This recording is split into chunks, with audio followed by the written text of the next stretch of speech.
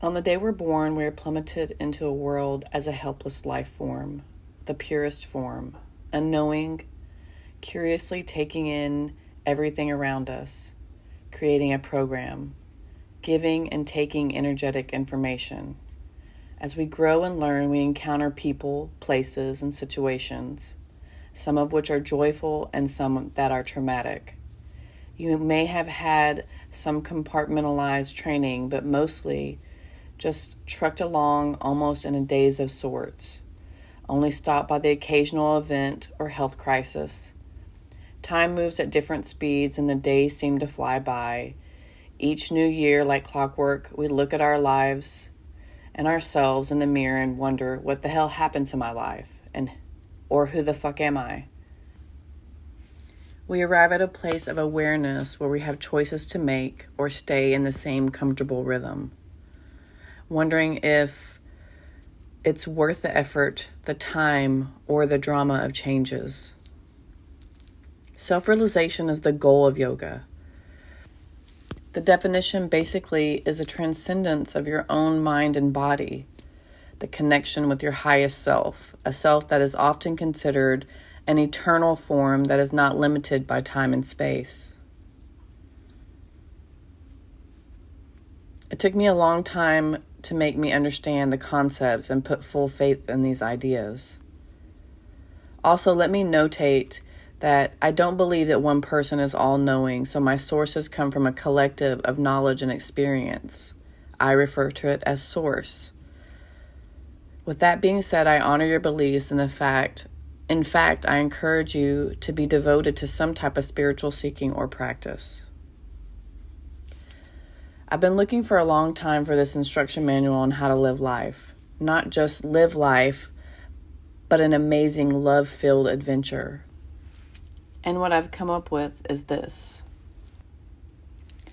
First, realizing that you are not your body or your mind, but an energetic expression inhabiting and animating a physical form. On a biological level, there is a beautiful dance of electrical pulses, fluid and gas exchanges, as well as a complex connection of tissue and bones. And still to this day, with all the science and technology advances, no one can answer the question, where does your consciousness originate? And this is just my experience. We each have our own. This is the awesome thing about self-realization. It's yours alone. I'm sure you've heard the saying, it's the journey, not the destination. Each human's reality is dictated by experience. The key is learning not to let the aftermath of these experiences control your perception of your present moment. Basically, not allowing yourself to be tied emotionally to the past or the future. But you feel stuck because you have trouble letting go of these emotions, experiences, or traumas.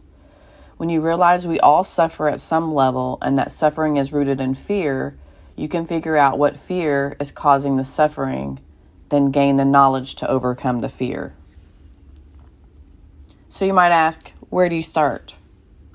Movement is the key.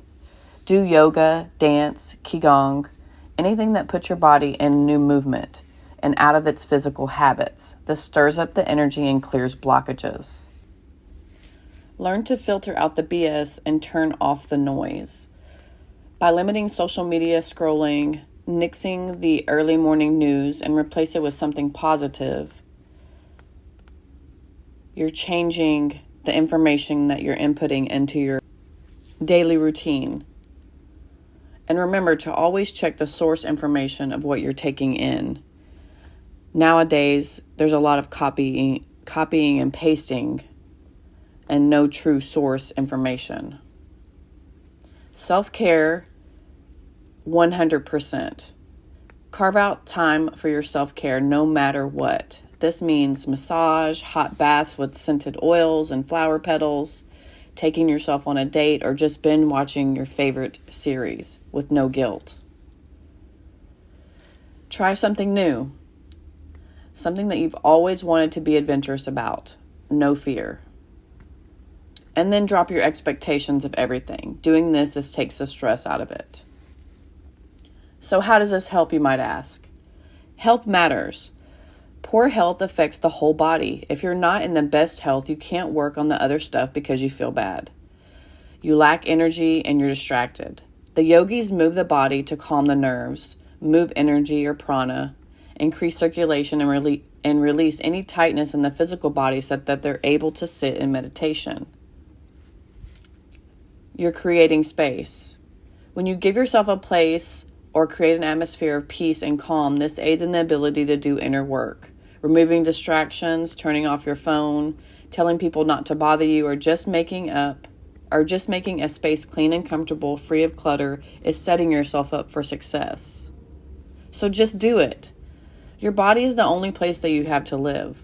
Why not make it as pleasurable as possible? Time is short. Of course, there will be bumps in the road, but you'll be prepared to handle these situations once you have shifted your perception. You may feel changes in your body and your mind. You may even feel some uncomfortable feelings coming up physically and emotionally. I always remember it took a while to get to the state that I'm in, and it'll take just that long to get where I want to be. Be easy on yourself, but keep moving. You will start to reconnect with your intuitiveness and open yourself up to positive possibilities and align with your highest self.